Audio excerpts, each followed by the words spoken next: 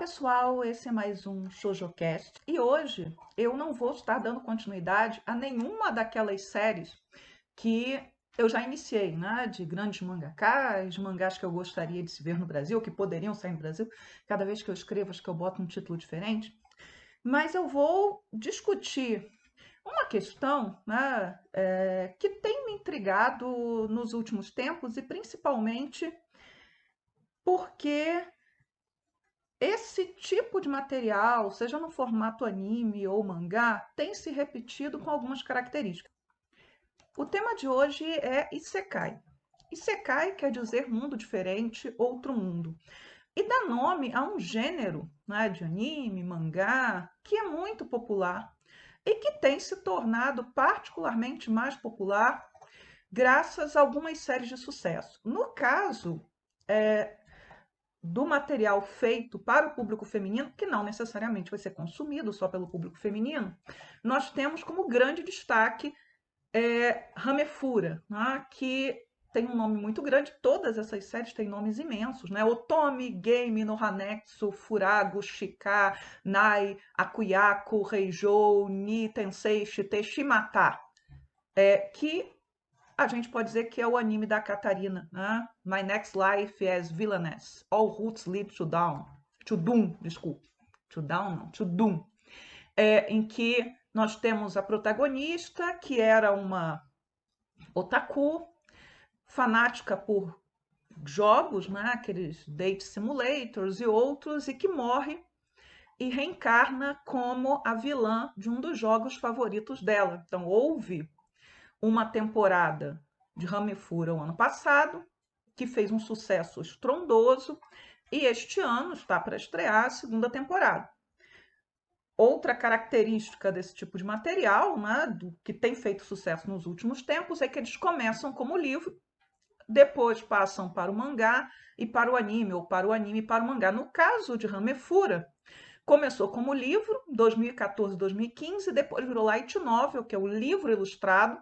Então, o autor original é a Satoru Yamaguchi. E aí quem fez as ilustrações dessas light novels, que ainda estão em publicação a partir de 2015, e do mangá, que começou a ser publicado em 2017, é a Nami Hidaka. E em 2019, já saiu um outro mangá na mesma revista, Shoujo, mas com outra desenhista, que é a Nishi. Então, nós temos dois mangás, a light novel, tudo em publicação, a série, mas a segunda temporada de anime que está a caminho. Eu não necessariamente faria esse vídeo, mas aí anunciaram a semana passada que uma série que eu estou lendo, mangá, que eu fiz resenha lá do início para o Shoujo Café, que é um mangá TL, então, para quem não lembra o que é TL, Teen Love, né, que alguns já defendem que é uma outra demografia para o público feminino, que são mangás erótico barra pornográfico, que tem de tudo, né? Românticos, eróticos e pornográficos, né? Uma grande salada aí, né? Sem muitas fronteiras. E que também parte da mesma premissa e fatalmente foi inspirado pelo sucesso da Catarina e de tantas outras séries que vão partir da mesma premissa. Então é o Tensei Shoya Kara Musabori Ecchi, ou Genohomei wa. Então, todos têm esses nomes horrorosamente grandes, né? E essa história, né, que vai virar anime em breve, pelo Comic Festa. Então, para quem não sabe, né, é um estúdio que tem canal no Japão e que faz essas animações desses mangás eróticos, não somente TL, mas BL também. Normalmente eles têm um formatinho curto, episódios no máximo 6 minutos, e aí quem paga assiste o formato sem censura, ou seja, com conteúdo erótico pornográfico, e quem não paga assiste uma versão que é uma versão censurada, reduzida desse mangá. Então, se o capítulo inteiro tem, sei lá, 4, 5, no máximo 6 minutos, o capítulo censurado tem 3 minutos e meio e 4 minutos, né? Eu até preferia que esse mangá fosse animado, né, com mais qualidade. O material do Comic Festa não tem grande qualidade de animação, pelo menos o material que eu tive acesso. Mas no caso deste, a premissa é muito parecida com a da Catarina, porque é isso que está dominando o mercado nesse momento japonês. Então nós temos uma Office Lady, que tem uma vida muito monótona, mas ela se diverte jogando esses jogos dating simulators voltados para mulheres. E ela estava aguardando uma nova atualização desse jogo, mas ela morre de tanto trabalhar. E morrer de tanto trabalhar no Japão é um fenômeno social que causou, teve, né, que foi muito discutido, principalmente passou a ser muito discutido, principalmente a partir de 2019, que é o karoshi. Então a pessoa, por conta das longas jornadas, das horas extras, da falta de férias e descanso, enfim, ela acaba morrendo. E é o que acontece com a protagonista. Então ela morre de tanto trabalhar e ela acorda em outro mundo no qual ela é a princesa de um jogo. E assim como a Catarina, ela é a vilã desse jogo, um jogo que ela conhece muito bem. E ela está noiva do príncipe, né, que é o príncipe Sirius, que é um romance, né, na verdade um romance, não um acordo de famílias em que as famílias acordaram que ela vai se casar com o príncipe e vice-versa, e ela acreditava que o príncipe não gostava dela, mas acaba descobrindo que o príncipe é apaixonadíssimo por ela, mas ela sabe que, de acordo com o jogo, ela tem que deixar esse príncipe para a mocinha do jogo. E é o que ela está se esforçando para fazer, para tentar afastar o príncipe dela. Mas, enfim, no último capítulo que saiu em Scanlation, que deve fazer uma semana também, uma semana e pouco, ela já desistiu de afastar o príncipe e já se entregou totalmente a esse romance, seja o que for. A Catarina, por exemplo, ela sabe que se o jogo seguir o percurso correto, ela vai morrer no final, né? Ela vai morrer, ela vai ser exilada. Então ela quer mudar o rumo do jogo para conseguir pelo menos se salvar. Mas muito bem. A partir daí, deu para tirar algumas características desses isekai que estão saindo nesse momento. Pelo menos aquilo que é para mulheres, mas pelo que eu percebi, não vai fazer tanta diferença. A maioria tem origem em light novels, então em livro ou light novel. Eles não começam como mangá. Os protagonistas são adultos ou estão em vias de se tornarem adultos, são adolescentes de 17, 18 anos. Né? Alguns terminaram o colégio, então estão naquela transição ali para a vida adulta, iniciar a faculdade ou arrumar um emprego. E aí, né, eles têm uma vida muito comum e uma vida até insatisfatória. Então, trabalham são salário, né, são as office ladies, né, que trabalham naqueles escritórios japoneses, um trabalho repetitivo. Ou, no caso desses estudantes que terminaram, né, o colegial, não conseguiram entrar na faculdade, não conseguiram emprego e acabam ficando aí nesse limbo, né? Então, tem uma vida insatisfatória e normalmente sem nenhum interesse amoroso. E aí, de repente, eles morrem, né? E a morte, depois da morte, eles se veem reencarnados em um mundo que é um mundo fantástico, um mundo de game, é outro mundo. Ou se veem reencarnados no passado, em algum momento histórico específico. E alguém vai me perguntar: ah, mas eu achava que Isekai era só mundo fantástico. Mas pense o seguinte, que para que aquele passado histórico que está sendo reconstituído, para o japonês, né, para o leitor consumidor daquele material, é um mundo fantástico também. E aí eu lembrei, né, quando eu estava montando aí, não, sobre o que eu vou falar, que temos um mangá recente que começou a sair, que não é um mangá shoujo nem josei, é um mangá seinen, em que a protagonista, né, ela também é uma office lady, também tem uma vida muito insatisfatória e ela morre e ela reencarna como Maria Antonieta, conhecendo a trajetória de Maria Antonieta. E aí o nome do mangá, traduzido para português, né, eu vou colocar, vai aparecer o nome do mangá, e ele é Eu deveria reencarnar como uma vilã, mas voltei como Maria Antonieta. Então, veja, né, esse outro mundo em que você não tem como sair dele, você vai ter que se virar nele, porque você não pode voltar para a Terra, já que você morreu, ele não quer dizer que seja um mundo melhor, não. Tá? Você pode até estar numa situação privilegiada, mas você está correndo o risco de morrer de novo, e aí morrer definitivamente. Uma outra questão que envolve esses novos Isekai é que você tem as memórias da sua vida anterior. Isso te ajuda bastante, tá? mas também, né, te causa uma grande ansiedade, porque você sabe efetivamente que você só tem uma chance de acertar.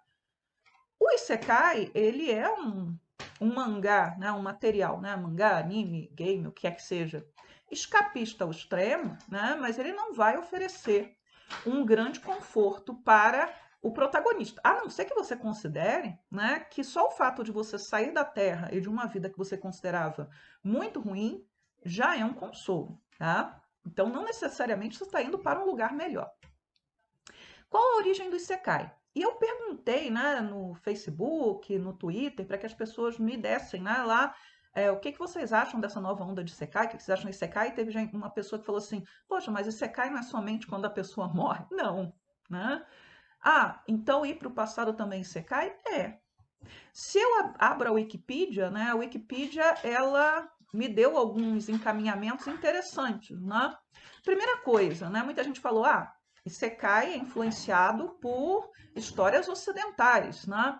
Então aí, inclusive, apareceu na lista um livro que eu gosto bastante do Mark Twain, que é o Yankee na Corte do Rei Arthur, em que um americano normal, veja só, sim, um detalhe, no Isekai você é sempre levado contra a sua vontade, você nunca escolhe ir, tá?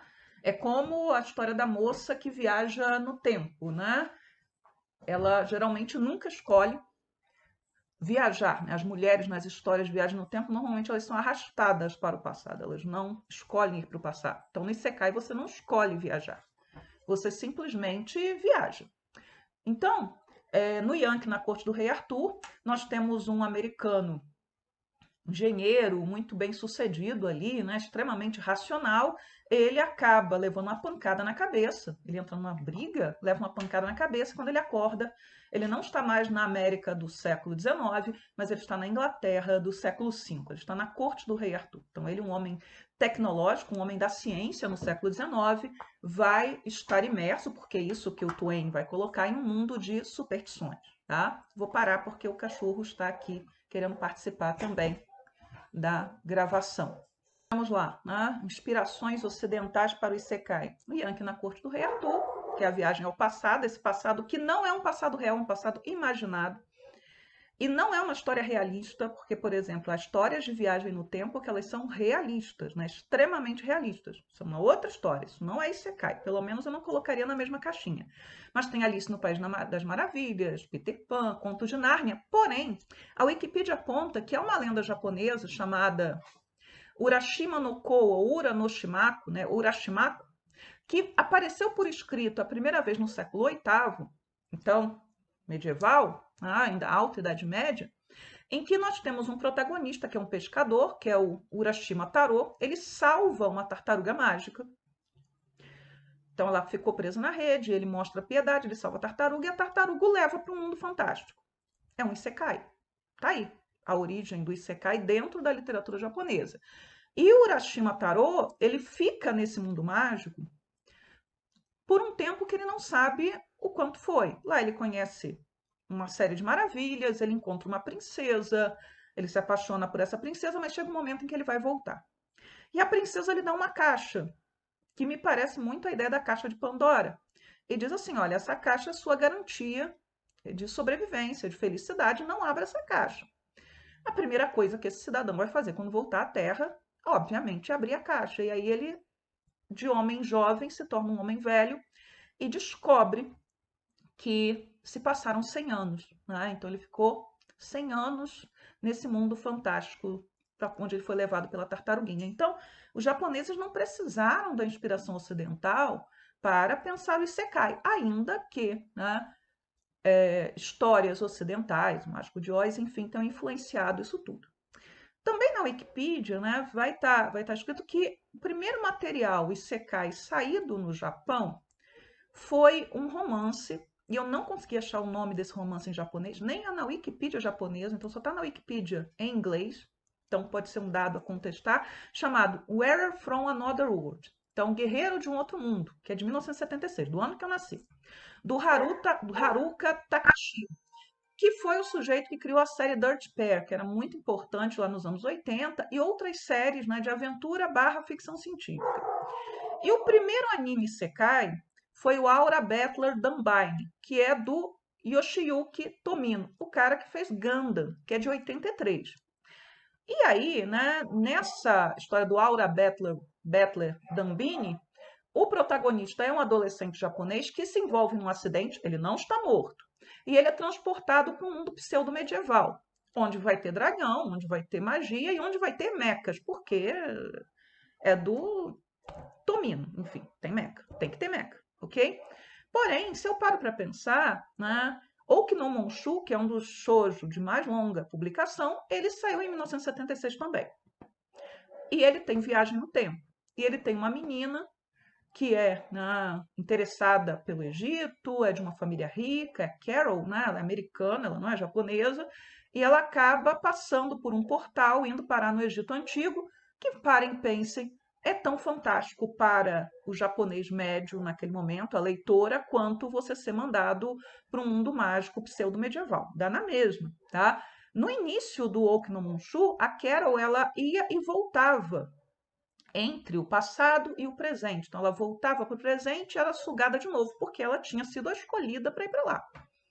Com o passar do tempo, o mangá deixa de fazer essas voltas da Carol para o presente e ela se torna parte daquele passado. Ela vai visitar vários reinos da antiguidade, o reino hitita, o egípcio, a Mesopotâmia, a Creta. Então, ela bate calçada pelo mundo antigo inteiro e é um mangá que continua fazendo muito sucesso até hoje. Um dos grandes shows de mangá, e eu acredito que ele nunca vai ter um fim, né? As autoras já estão muito idosas, e eu acredito que ele vai terminar inacabado, mas todo mundo sabendo que a Carol ficou no passado, né? Então veja, esses primeiros Isekai, eu estou incluindo a Okinomushu como Isekai, eles têm uma característica que é uma característica importante. O protagonista é um adolescente, seja um menino ou uma menina, não é um adulto. Não é um material voltado para os adultos, ainda que os adultos possam consumir, ele é voltado para o público, que era o público prioritário dos mangás e dos animes, que eram as crianças e os adolescentes. Então é um adolescente, 14, 15 anos, 16 no máximo, tá?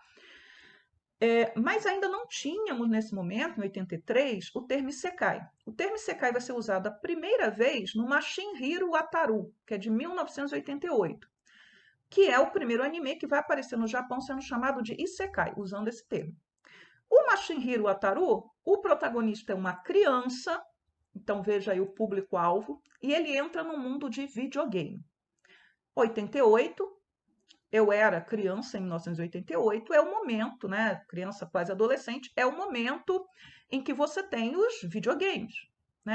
A primeira, a segunda e a terceira geração de videogames, elas estão ali em alta, então era o que havia.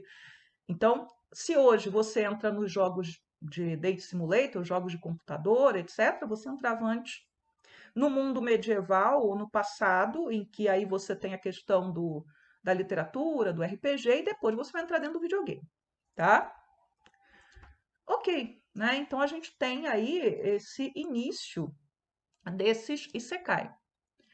Então, pensando aqui, né, no material shoujo, que tem essas características, e ressaltando, nesse momento o protagonista é adolescente, o protagonista é o escolhido para alguma missão mágica, guerreira, etc.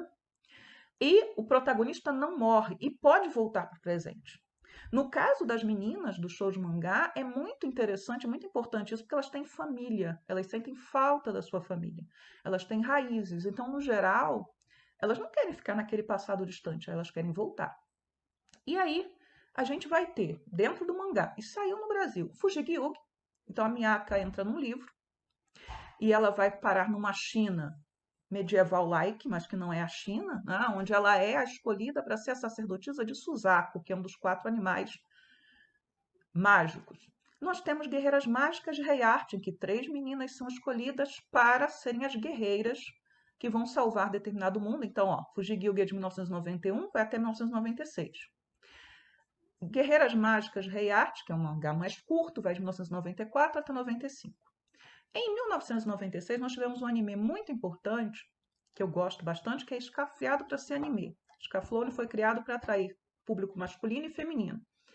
Scaflowne tem mechas, como lá o anime do Tomino, de 1983.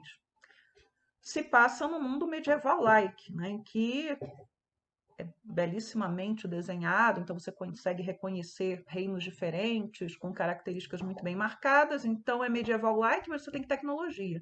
Só que a protagonista é uma garota, que é escolhida para ajudar o príncipe, né, que é o Van, a resolver lá o rolo nesse mundo mágico.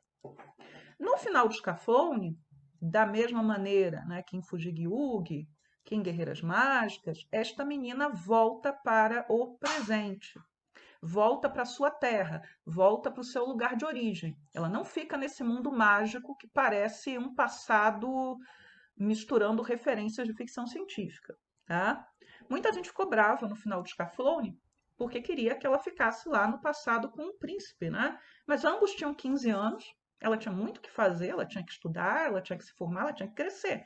Então, eu até gostaria, né, que se fizesse um Scaflowne, um especial de Scaflowne mostrando o reencontro dos dois, mas achei muito acertado que ela tenha vindo para o presente, tá? Que ela tenha voltado para casa, tá? Para o seu presente, no final das contas.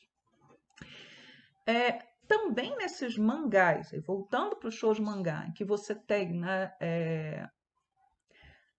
a ideia do Isekai muito forte, a gente tem a Anatoly Story, que vai de 1995 até 2002, então está na mesma geração de Fujigyugi e Heiart. O Anatoly Story, depois de muitos anos, a autora disse em entrevista que ela nunca quis que a menina fosse uma viajante no tempo, mas ela viaja, assim como a Carol lá de Oki no Munchu, ela viaja 14 séculos para o passado. Mas, né, embora ela tenha uma família, embora ela tenha pai, mãe, etc., né, a autora ela vai criar uma situação que a obriga a ficar no passado. Ela não escolhe, ela é obrigada. Tá? Então, não é uma escolha de voltar ou não. Né? Ela é impedida de voltar e é uma crítica que eu tenho ao mangá, é um dos meus mangás favoritos, mas eu vejo problemas nele, é que a autora não explorou suficientemente a tristeza da personagem de não poder mais encontrar suas irmãs, seu pai e sua mãe. Na mesma geração, né, de Anatoly Story, nós temos o Amakusa 1637, que foi publicado de 2000 até 2006. Nessa história, nós temos um grupo de adolescentes de uma escola católica que sofre um acidente e vai parar no passado. Vai parar bem no meio, né? Depois, logo em seguida, a revolta de Shimabara, que foi a revolta dos camponeses católicos, quando, né, os ocidentais estão sendo expulsos do Japão, tem uma resistência, enfim, né? E foi um massacre. E a protagonista da história, ela é reconhecida como o líder dessa revolta, que já estava morto naquele momento. Então, ela é um sósia desse líder. Só que o que há de curioso nessa história é que um dos meninos, né, do grupo, que eu acho que é o menino que a protagonista gosta, ele vai parar não em 1637, ele vai parar em 1627. Então ele caiu 10 anos antes. Quando eles chegam lá, ele já é um homem adulto, né, e está lutando do lado oposto ao lado que eles vão lutar. Então também é um isekai, porque esse passado é um passado imaginado e é um passado por assim dizer, que não destoaria do Mágico Fantástico de outros. A gente tem também o Harukanaro Toki no Naka-de, que começou em 2000 como um game. Então, ele não começa em livro, ele não começa em mangá. Ele começa num game, em que a protagonista é puxada por um poço, e alguém pode lembrar de Nuyasha e do poço de Nuyasha. Nuyasha também pode ser considerado um isekai, em que a menina ela vai para o passado, ela vai parar na Era Heian. Então, quando o centro, né, a capital do Japão era Kyoto e o imperador ainda tinha poder, mas você tinha várias facções aí em luta, né, e que vai resultar no primeiro shogunato. Então, essa menina ela vai parar nesse passado, e aí nós temos, né, e ela vai encontrar 8 guerreiros, aí lembrem de Fujigyugi, e vai lutar. Quando eu estava conversando com as pessoas sobre essa questão do o que vocês preferem? Alguns falaram, eu prefiro que o protagonista morra, né? Porque aí ele não tem que ficar se dividindo com o presente, mas essas histórias elas eram plenamente satisfatórias com o protagonista vivo. Ele não tem que pensar no passado, ele pode se dedicar, ou ela, totalmente àquele mundo no qual ele está. Se o protagonista é alguém do passado, do presente, que volta para o passado e está morto, você não tem também a situação de ter que abandonar quem você ama, ou a pessoa, né, do passado ter que vir para o presente, ou de outro mundo ter que vir para a Terra, ou o que quer que seja. Mas isso também acrescenta drama a uma história, não torna a história em si ruim, né? É como aquelas velhas discussões sobre luta de classes, em que pessoas de classes diferentes se apaixonam, é como Romeu e Julieta, né? Que eram de famílias inimigas, né? Isso faz parte também de uma boa história. Não necessariamente isso estragaria uma história, né? Ou não necessariamente o mundo no qual o protagonista está não é suficientemente explorado por causa disso. Mas quais foram os primeiros isekai que vieram para o Brasil? Além das Guerreiras Mágicas de Rei Art, vieram Tenchi Muyo, que o primeiro anime é de 1992, El Hazard e Churato, que está completando 25 anos de exibição no Brasil. O que a gente tem aí, né, esses três? O protagonista é um garoto, no caso, ou vai para outro planeta, ou vai para o mundo mágico, ou o que quer que seja. E no caso de Tenchi Muyo e de El Hazard, ele não tem vontade de voltar para casa. Voltar para casa não estava em questão. Ele acaba se ajustando muito bem àquele mundo, né? Você explora todos os choques culturais, etc., mas ele está bem ajustado ali naquele mundo, né? E ele não morreu, né? Que fique muito claro isso. E são materiais que já vão entrar também, além de Sekai, eles são harém. Então, nós temos um personagem masculino cercado por personagens femininas, com características diferentes, o que é típico de uma história, né, harém, e todas elas interessadas nele ou apaixonadas por ele, ou em vias de, com muito fanservice. Né? E a gente tem Churato. E o Churato, a gente não sabe se o protagonista morreu ou não morreu, mas o fato é que ele e seu melhor amigo estavam lutando um campeonato de artes marciais e os dois são transmigrados para um mundo onde eles passam a representar divindades da religião hindu. E também Churato, no início, o rapaz quer voltar para casa. Ele lembra da terra, ele lembra da sua família, mas depois é como se aquilo não fosse relevante. É tipo Anatoly História, como se não fosse relevante. Quando a gente estava discutindo lá no Twitter, uma colega falou que o marco, né, desses novos Isekai é Sword Art Online, que é de 2012, né, desse Isekai que o personagem morre, mas em Sword Art Online os protagonistas não estão mortos. Eles podem até morrer, mas eles não estão mortos. E Sword Art Online, que é um Isekai, não deixa de ser, ele não está dentro dessa regra da enxurrada de Sekai que tem saído, porque ele é ficção científica, ele já começa no futuro. Então não é a nossa Terra, não são pessoas que estão aqui, tá?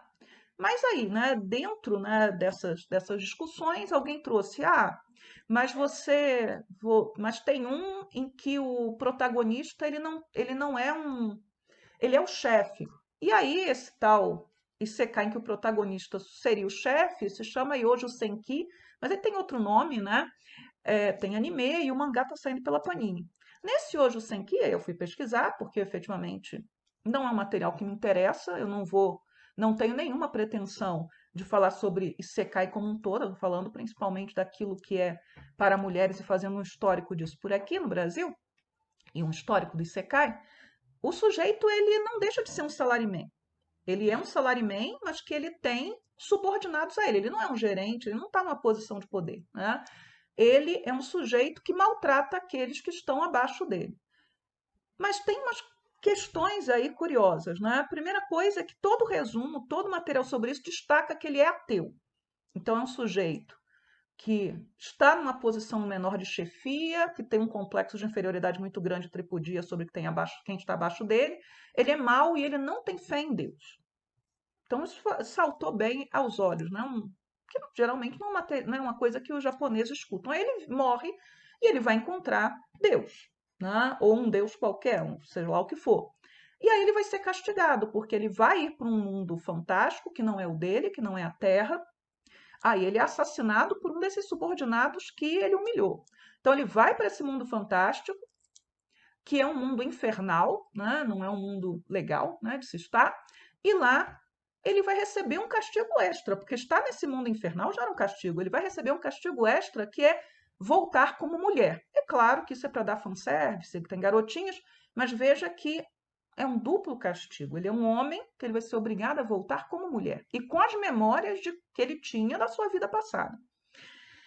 Tem uma outra história que meu marido está acompanhando, que aí voltamos, né? Um grupo de adolescentes, mas você tem a morte como algo, então morre todo mundo, eles vão para um mundo fantástico. A maioria daqueles que morreram, que foram para esse mundo, vão para lugares, para posições de destaque, são príncipes, são princesas, são guerreiros, mas a protagonista volta como uma aranha, o Kumu Desga Nanika, né? Então eu sou uma aranha, e daí? Né? Então ela volta como uma aranha, que é, né, um desenvolvimento peculiar da coisa. Um dos últimos Isekai para o público feminino, né, que apareceu, né, e que teve algum destaque, teve anime, foi o Titan's Bride, né, que é um BL. E aí, de novo, né, segue aquele modelo dos Isekai com as garotas lá nos anos 90, no início dos anos 2000. É um adolescente que vai parar no mundo mágico porque foi convocado para uma missão. A missão dele é casar com o príncipe daquele mundo. Tem scanlation, tem anime. Não me responsabilizo por vocês, caso vocês queiram ler ou assistir o anime. Mas aí nas discussões, né, e exatamente por conta disso, né, por que que você tem a morte agora, né, como algo muito importante, etc. E aí um colega, né, que é de família japonesa, falou assim, olha, para mim isso é um sintoma social, né, de doença social. Aí alguns falavam, mas o protagonista, a gente tem que ver o fenômeno dos hikikomori. Mas os hikikomori são o quê? Né? São aqueles japoneses que se isolam do mundo, seja porque sofreram situações de bullying, seja porque não suportam a pressão social, seja porque têm depressão severa. Mas os hikikomori são principalmente homens. As mulheres hikikomori são a minoria. E essas mulheres hikikomori, elas não são protagonistas desses isekais. Se talvez, né, nos materiais para o público masculino você tem a figura do hikikomori muito presente, né, o que eu tenho mais visto, mesmo nos materiais seinen, shonen que chegam, é que o sujeito ou vai ser ainda aquele sujeito que está terminando o colegial, está nesse intermediário, ou é o salaryman. Mas muito bem, né? No caso das mulheres, desse material em evidência, nenhuma delas é hikikomori. Normalmente elas têm um emprego e esse emprego ele não é satisfatório. Tá? É um emprego extremamente monótono, que não exige delas grandes coisas. Tem uma exceção, que é um mangá que começou a ser publicado esse mês, ou no final do mês passado, que o Akuya Kokusa Reijou-sama no Toyobi, que a moça gostava da carreira dela, ela fazia avaliações, né? Ela trabalhava como editora, ela avaliava novels, mas ela morre. E é curioso que as mortes que estão aparecendo nesses mangás, no caso desse mangá especificamente, são mortes bem violentas, né? Bem sanguinolentas. Né? Você marca aí que não há retorno. Né? Acabou, você está ali. E veja, nunca é por escolha que o sujeito está indo para esse outro mundo. Né? Ele sempre é obrigado a ir. Agora, o que essas mulheres protagonistas, né, ou meninas protagonistas desses isekai, que estão se tornando moda nesse momento, que são moda nesse momento e que também você vai achar dentro da produção coreana, chinesa, é que elas nunca têm uma vida amorosa ou sexual satisfatória. Então é no passado ou é nesse mundo fantástico que elas vão encontrar o amor. E claro, aí o amor pode não ser aquele sujeito que seja destinado a ela. Né? Ela pode ser a vilã que não deveria ficar com o cara. Mas normalmente você tem essa questão, né, de que os homens do presente são um problema, porque eles não notam, né, o quão fantástica aquela mulher é. E aí a gente tem que lembrar que o Japão é um dos países, né, com a natalidade mais baixa no mundo, em que há uma dificuldade muito grande, né, em que você em fazer os casamentos e tornar esses casamentos estáveis e procriativos, etc., até por uma questão de garantir a natalidade do país, e que nós temos aquela questão, né, que é uma questão cultural muito presente, de que o que se espera, ou que se espera de uma mulher, que é que ao casar ela abra mão da sua carreira e ela viva para a família, não para o amor, né, mas para a família, né, para viver ali em função, né, de criar filhos, gerenciar o dinheiro do marido, etc., mas que ela não pode ter uma carreira para ela. Então, ao entrar para esse mundo mágico, né, ao oferecer esse mundo mágico, fantástico, esse passado, normalmente essas mulheres elas vão ser mais importantes, ou vão ter uma importância maior do que elas teriam nesse mundo comum no qual elas estão.